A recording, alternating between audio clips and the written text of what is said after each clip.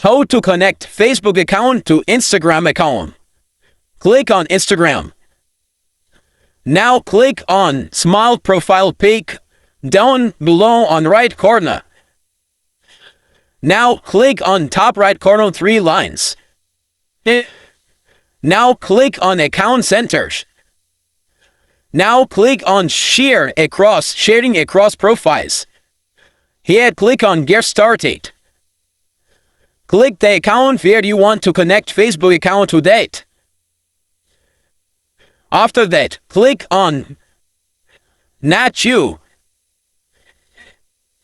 Here you can log in your Facebook account that you want to connect with Instagram account. So I already log in. I will simply click on Continue. After that, click on Continue.